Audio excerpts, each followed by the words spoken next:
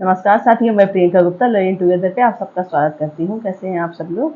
आशा करती हूँ कि आप अपनी पढ़ाई अच्छे से कर रहे होंगे। लोग जो अपनी एडमिनिस्ट्रेटिव एप्टीट्यूड की क्लास कर रहे हैं, जिसमें आपकी काफ़ी जो पार्ट है वो हो चुके हैं, ठीक है। इसके अलावा भी मैंने आपको बोला है जो भी इम्पोर्टेंट रहेगा हॉस्टल वार्डन के अकॉर्डिंग, जैसे हमारा सिलेबस मतलब जो एडमिनिस्ट्रेटिव एप्टीट्यूड वाला पार्ट है वो कंप्लीट होने के बाद और भी जो इम्पोर्टेंट चीज़ें हैं इसमें इंक्लूड करने वाली, तो उसकी भी क्लासेस आपकी हो जाएंगी। लगभग आपकी 10 से 11 क्लासेस हो सकती हैं। और आपको जैसे बच्चे काफ़ी डिमांड कर रहे हैं कि एमसीक्यूज़ करवाए जाएँ, तो आपको एमसीक्यूज़ भी करवा दिए जाएंगे, ठीक है। तो आप लोग अच्छे से पढ़ते रहिए। कि क्लास की टाइमिंग का है तो आप लोगों को कंटेंट मिल रहा है, टाइमिंग अभी थोड़ा सा गड़बड़ रहेगी क्योंकि बहुत सारी चीज़ें और भी देखनी पड़ती हैं, ठीक है। तो आप लोग पढ़ते रहिए और मैं कोशिश करी कि डेली एक क्लास आपकी ज़रूर पढ़ जाए, ठीक है। तो चल स्टार्ट करते हैं हम लोग। जो आपका Eklavya model residential school hostel warden का क्या कर रहे हैं हम लोग, एडमिनिस्ट्रेटिव एप्टीट्यूड वाला पार्ट हम लोग कर रहे हैं। तो आज हमारा जो टॉपिक रहने वाला है कि हॉस्टल में साफ सफाई पे हॉस्टल वार्डन कैसे ध्यान देगा, किन किन चीज़ों को अरेंज करेगा, ठीक है। आप जब वहाँ जाएंगे तो आपको काफ़ी बड़ा स्टाफ मिलेगा, तो आपको उनको इंस्ट्रक्शन देना है, बताना है क्या क्या चीज़ें करनी है। बस आपको थोड़ा ध्यान रखना पड़ेगा उन सब चीज़ों का, ठीक है। हम लोग स्टार्ट करते हैं। जैसे यहाँ पे बहुत सिंपल सा टॉपिक है, जैसे कि मैंने बोला है कि ये सारा ही आपका अंडरस्टैंडिंग बेस पे है। तो आप जैसे अपने घरों में साफ़ सफाई रखते हैं, ठीक है, छोटी छोटी चीज़ों का ध्यान रखते हैं, हाइजीन का ध्यान रखते हैं, तो इसी प्रकार से यहाँ भी है। आप लोग जो हॉस्टल वार्डन बन के जाएंगे उनको इन सब चीज़ों का ध्यान रखना होगा, ठीक है।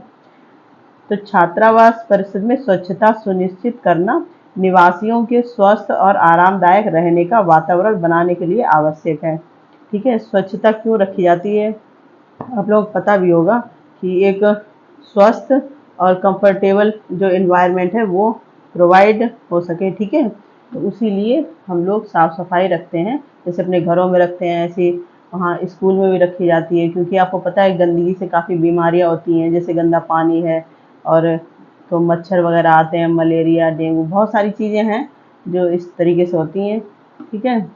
एक सफाई कार्यक्रम बनाएं जिसमें दैनिक, साप्ताहिक और मासिक कार्य शामिल हों, ठीक है। एक आप पूरा टाइम टेबल बनाएंगे जिसमें कि एक दिन में क्या क्या चीज़ें की साफ़ सफाई होनी है, क्योंकि कुछ चीज़ें होती हैं जिनकी डेली साफ़ सफाई की ज़रूरत होती है, कुछ होती हैं कि साप्ताहिक हैं या फिर कुछ हैं जो मंथली आपकी साफ़ सफाई होगी, ठीक है। यह सुनिश्चित करने के लिए कि सभी क्षेत्र कवर किए गए हैं, कर्मचारियों या निवासियों को जिम्मेदारी सौंपें। तो आपके अंडर में जो स्टाफ काम करेगा, जिससे आप अपना काम करवाएंगे, तो उनको सबकी आप ड्यूटी बांट देंगे, सबकी जिम्मेदारी उनको बताएंगे आपको क्या क्या कैसे कैसे करना है, क्या डेली करना है, क्या मंथली करना है या फिर क्या वीकली करना है, इस प्रकार से, ठीक है। इसके बाद देखते हैं hostel warden responsibility to ensure cleanliness, मतलब हॉस्टल वार्डन की क्या रिस्पॉन्सिबिलिटी है साफ सफाई में। सबसे पहले तो सफाई प्रोटोकॉल स्थापित करें, एक व्यापक सफाई कार्यक्रम विकसित करें जिसमें दैनिक, साप्ताहिक और मासिक कार्य शामिल हों, ठीक है। यह सुनिश्चित करने के लिए कि स्वच्छता बनाए रखने में हर कोई शामिल है, छात्रावास के कर्मचारियों या निवासियों को जिम्मेदारी सौंपें, ठीक। छात्रावास में जो लोग रह रहे हैं, बच्चों को भी बोल सकते हैं, जैसे कि वो कोई चीज़ यूज करते हैं, जैसे तो उसका रैपर वगैरह है तो डस्टबिन में डालेंगे, इस प्रकार से। और डस्टबिन में आपके दो प्रकार के होते हैं कि गीला कचरा अलग डाला जाएगा और सूखा कचरा अलग डाला जाएगा। तो इस प्रकार से आप सबकी जो भी जिम्मेदारी है उनको बांट सकते हैं, ठीक है। इसके बाद सफाई, पर्याप्त सफाई सामग्री प्रदान करें, ठीक है। सुनिश्चित करें कि पोंछा, झाड़ू, वैक्यूम क्लीनर, कीटाणु नाशक, कचरा बैग और दस्ताने सहित पर्याप्त सफाई सामग्री आसानी से उपलब्ध हो। इससे निवासियों के लिए स्वयं सफाई करना आसान हो जाएगा। अब सफाई के यूज में जो भी चीज़ें आती हैं, जैसे आपका झाड़ू, पोंछा, कीटनाशक, मतलब जैसे मच्छर वगैरह होते हैं या फिर कोई चीज़ें हैं, तो आपने देखा कीटनाशक का यूज करते हैं, जिससे कि सारी कीड़े वगैरह हैं या मच्छर हैं या और भी चीज़ें हैं, तो उनकी साफ सफाई अच्छे से हो पाए, ठीक है। इसके बाद व्यक्तिगत जिम्मेदारी को बढ़ावा दें, निवासियों को सामान्य क्षेत्रों, उनके रहने के स्थान में स्वयं सफाई करने के लिए प्रोत्साहित करें। अच्छी स्वच्छता प्रथाओं को बढ़ावा देने के लिए छात्रावास के चारों ओर पोस्टर या अनुस्मारक प्रदर्शित करें, ठीक है। जैसे साफ सफाई को लेके आप कोई पोस्टर बना सकते हैं या बच्चों से बनवा सकते हैं, ठीक है। और या फिर कोई मिनी कह सकते हैं कि रोल प्ले टाइप का करवा सकते हैं कि उन्हें साफ सफाई का महत्व तो बताया जाए कि क्यों साफ सफाई रखी जाती है। इस प्रकार से जैसे हॉस्टल में जगह जगह पे लगा, जैसे आप लोग जब ट्रेन में सफ़र करते हैं तो देखा है अनाउंसमेंट होता रहता है कि स्टेशन आपकी धरोहर है, उसकी साफ सफाई की जिम्मेदारी आपकी है। इस प्रकार से तो आप भी ये सब चीज़ें वहाँ पे यूज़ कर सकते हैं, ठीक है। इसके बाद एक कचरा पुनः चक्रण क्षेत्रों को नामित करें। कूड़ा कचरा फैलने से रोकने और उचित अपशिष्ट निपटान को प्रोत्साहित करने के लिए कचरा और पुनः चक्रण क्षेत्रों को स्पष्ट रूप से चिन्हित करें और उनका रख रखाव रखें, ठीक है। जो कचरे वाली चीज़ें जगह है जहाँ पे, क्योंकि डस्टबिन आपके एक प्रॉपर जगह पे रखे जाते हैं, ऐसा तो है नहीं कि कहीं भी उठा के आपका डस्टबिन रख दिया जाएगा। तो उन जगह, तो जहाँ पे वो चीज़ें रखी होंगी उनकी भी साफ सफाई रखें, क्योंकि उससे भी मक्खियाँ, मच्छर, कीड़े, बहुत सारी चीज़ें हो जाती हैं, उनका भी ध्यान रखने की आवश्यकता है, ठीक है। नियमित रूप से कमरों और सामान्य क्षेत्रों का निरीक्षण करें। इसके बाद जो हॉस्टल है जैसे आपका, तो बहुत सारे बच्चे होते हैं, बहुत सारे कमरे होते हैं, तो आप जैसे शाम को सोने से पहले, बच्चों का जब सोने का टाइम होगा उससे थोड़े से पहले आप टहलते हुए निकल जाइए, देखते रहिए कहाँ पे क्या है, कोई चीज़ है तो बच्चों से कह सकते हैं, या फिर कुछ ऐसा है कि जो आपको स्टाफ मेंबर से करवाना है तो वो आप स्टाफ मेंबर से भी करवा सकते हैं, ठीक है। इसके बाद प्रोत्साहन की पेशकश। उन निवासियों के लिए प्रोत्साहन या पुरस्कार शुरू करने पर विचार करें जो अपने रहने की जगहों और सामान्य क्षेत्रों में लगातार स्वच्छता बनाए रखते हैं। सकारात्मक सुदृढ़ीकरण अच्छी आदतों को प्रोत्साहित करने में काफ़ी मदद कर सकता है। तो यहाँ पे क्या बोला गया है कि जैसे जब आप सबकी ड्यूटीज बांट देंगे, तो जब आपको लगेगा कि इसमें से कोई बच्चा है या स्टाफ मेंबर है अच्छा काम कर रहा है, इन सब चीज़ों को लेके साफ सफाई का काफ़ी ध्यान रख रहा है, और औरों को भी अगर कोई कूड़ा कचरा फैला रहा है तो उसको रोकता है, या ठीक है, तो आप उनको प्रोत्साहित भी कर सकते हैं, जिससे क्या होगा कि और बच्चे देखेंगे या फिर और स्टाफ के मेंबर देखते हैं तो उनको भी एक मोटिव मिलता है कि अब आगे से हम लोग भी अच्छी चीज़ें करेंगे। ऐसा होता है घरों में भी, आप लोग देखो, जैसे आप लोग ही 4 भाई बहन हैं तो मम्मी पापा बोल देते हैं कि जो भी इन सब चीज़ों का ध्यान रखेगा या करेगा उसको ये चीज़ मिलेगी, तो सारे बच्चे और भी कोशिश करते हैं कि हमें भी कुछ दिया जाए जिससे हमें भी पुरस्कार मिल सके। तो ये सब चीज़ें पूरा आप अपने घर से लेके रिलेट करके अगर चलेंगे तो बहुत आसान है, आप लोग आसानी से आंसर दे सकते हैं इन सब चीज़ों का, ठीक है। नियमित सफाई दिवस आयोजित करें। समय समय पर सफाई दिवस आयोजित करें जहां छात्रावास के कर्मचारी और निवासी एक साथ मिलकर आम क्षेत्रों की गहरी सफाई करते हैं और किसी भी संचित गंदगी या अव्यवस्था को दूर करते हैं, ठीक है। नियमित सफाई दिवस का मतलब क्या होगा कि महीने में आप एक ऐसा दिन चुनेंगे जहाँ पे ज़्यादा गंदगी वाली चीज़ें या कोई ऐसी अव्यवस्था है जिसको आपको दूर करना है या सही करना है, तो उसको कहें, उसमें सारे लोग लगेंगे, उसको काम करेंगे सब लोग, ठीक है। इस प्रकार से कर सकते हैं। निवासियों को शिक्षित करें। स्वच्छता और स्वच्छता के महत्व पर कार्यशालाओं या जागरूकता सत्रों की मेजबानी करें। बताएं कि हर किसी के स्वास्थ्य और कल्याण को कैसे लाभ पहुंचता है। सबको बताएं कि साफ सफाई से आपके स्वास्थ्य पे भी कैसे इफेक्ट पड़ता है। अगर आप गंदगी रखेंगे या चीज़ें फैलाएंगे, सही से नहीं रखेंगे, तो उससे आपका जो आगे का जीवन है वो भी प्रभावित होता है कहीं ना कहीं, ठीक है। इसके बाद है रख रखाव के मुद्दों को तुरंत संबोधित करें। सफाई की समस्याओं को बढ़ने से रोकने के लिए रख रखाव और मरम्मत के मुद्दों को तुरंत संबोधित करें। आगे की गिरावट से बचने के लिए टूटी हुई सुविधाओं या लीक को तुरंत ठीक किया जाना चाहिए। रख रखाव मतलब जैसे कोई चीज़ है, लीकेज वगैरह कोई दिक्कत है तो तुरंत उसको सही करें, क्योंकि अगर आप उस पर ध्यान नहीं देंगे तो वो बाद में बड़ी समस्या भी बन सकती है, ठीक है। कीट नियंत्रण उपायों को लागू करें। अब जो कीट मतलब जो भी आपके कीट हैं, कीड़े मकोड़े हैं, मच्छर वगैरह हैं, मक्खी हैं, इन सब को नियंत्रण करने की भी आपके पास चीज़ें होनी चाहिए, प्लस उनको भी टाइम टू टाइम लागू करते रहें, ठीक है। इसके बाद है पर्याप्त भंडारण स्थान प्रदान करें। सुनिश्चित करें कि निवासियों के आसपास अपने सामान को व्यवस्थित रखने, अव्यवस्था को कम करने और सफाई को आसान बनाने के लिए उनके कमरे और सामान क्षेत्रों में पर्याप्त भंडारण स्थान हो। मतलब जो डेली यूज की चीज़ें हैं बच्चों की, उनके लिए पूरा प्रॉपर स्पेस दें, क्योंकि अगर जैसे जितनी भी सामान हॉस्टल से मिलता है या स्कूल से मिलता है और उनके पास जगह नहीं होगी तो वो ज़रूर इधर उधर फैलाएंगे ही, तो उसका भी आप लोग ध्यान रख सकते हैं। ठीक है। कपड़े धोने की स्वच्छता को प्रोत्साहित करें। कपड़े धोने की स्वच्छता बनाए रखने के लिए महत्व पर जोर दें और निवासियों के लिए उचित निर्देशों के साथ विशिष्ट कपड़े धोने के क्षेत्रों को नामित करें। ठीक है।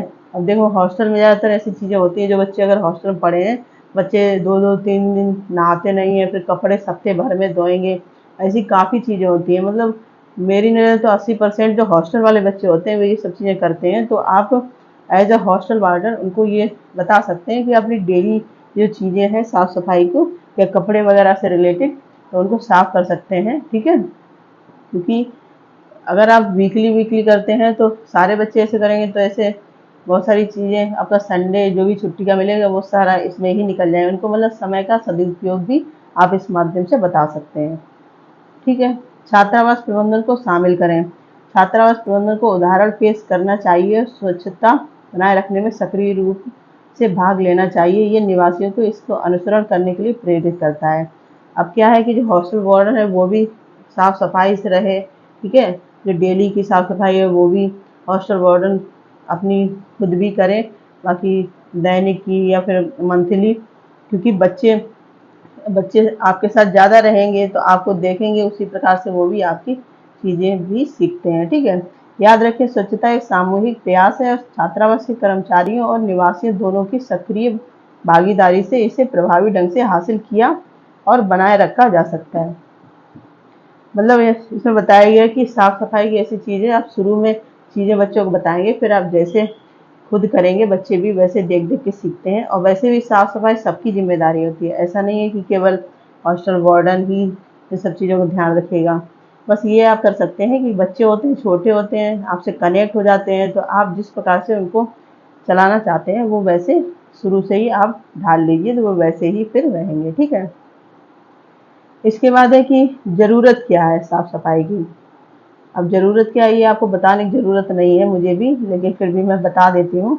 एक छात्रावास वार्डन के रूप में छात्रावास परिसर में स्वच्छता सुनिश्चित करना कई कारणों से अत्यंत महत्वपूर्ण है। ठीक है। एक तो आपका स्वास्थ्य और स्वच्छता, जितनी आप साफ सफाई रखेंगे आपका स्वास्थ्य भी उसी प्रकार से अच्छा रहेगा, ये आप सबको पता है। ठीक है।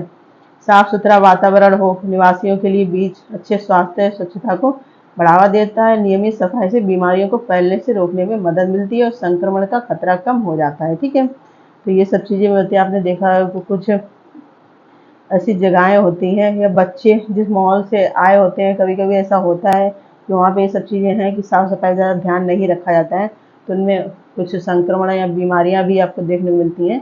तो आप डेली साफ सफाई करेंगे तो आप बीमारियों को भी रोक सकते हैं। तो एक तो यही ज़रूरत हो गई आपकी। ठीक है, कि आप हेल्दी रहने के लिए भी साफ सफाई कर सकते हैं। नेक्स्ट हम लोगों का पॉइंट है निवासी संतुष्टि। एक स्वच्छ और सुव्यवस्थित छात्रावास निवासियों के लिए सकारात्मक और सुखद रहने का माहौल बनाता है। ठीक है।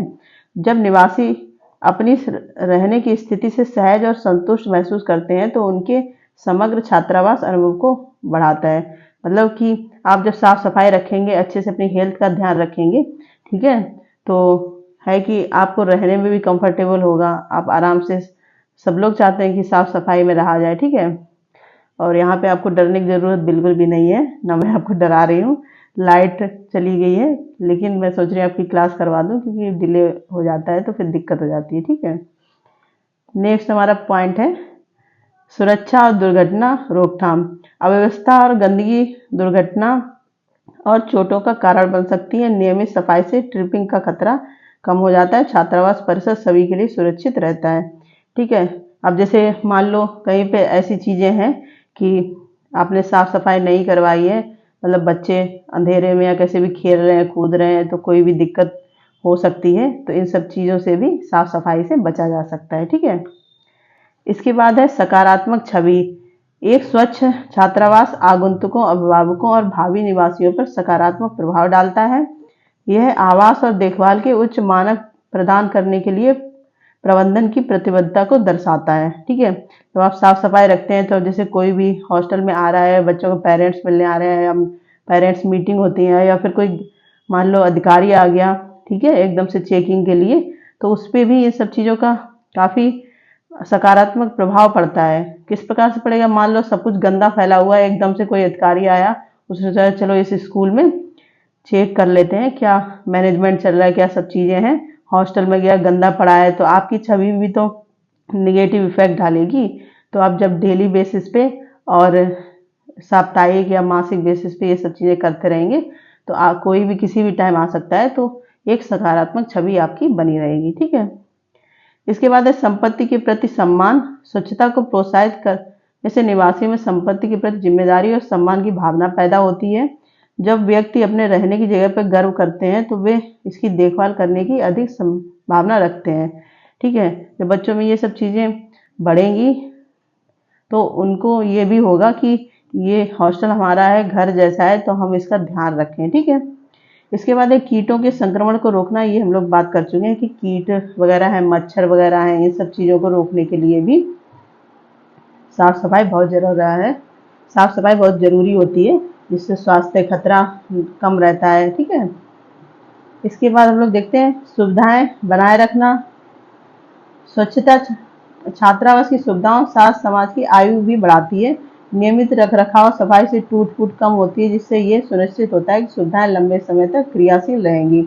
अब जैसे आप कोई चीज़ का डेली ध्यान, जैसे मान लो एक पौधा ही है, ठीक है, आप डेली उसको पानी देते हैं, अच्छे से उसकी केयर करते हैं, तो वो भी जब बड़ा होगा आपको फल देगा। उसी प्रकार से हम किसी भी चीज़ का ध्यान रखते हैं, वो कहीं ना कहीं हमारे लिए बेनिफिट ही होती रहती है। ठीक है, नियमों का अनुपालन, कई छात्रावास स्वास्थ्य और सुरक्षा नियमों के अधीन है, जिनके लिए निश्चित स्तर की सफाई और स्वच्छता की आवश्यकता होती है। स्वच्छता सुनिश्चित करने से छात्रावास को इस नियम का अनुपालन करने में मदद मिलेगी। ठीक है, तो जैसे बच्चों के अंदर ये सब चीज़ें जब उनके बिहेवियर में आ जाती हैं, जैसे आपने डेली की चीज़ें उनको बताई, साप्ताहिक बताएं, मासिक बताएं, फिर क्या होता है कि उनके बिहेवियर में वो चीज़ आपको दिखने लगती है। ठीक है, तो अपने आप से जो भी नियम है उनका पालन होता रहेगा। ठीक है, इसके बाद है बेहतर शिक्षण वातावरण, जब साफ सफाई रहती है तो वातावरण स्वच्छ रहता है, तो पढ़ाई लिखाई ये सब चीज़ें को लेके भी पॉजिटिविटी बनी रहती है।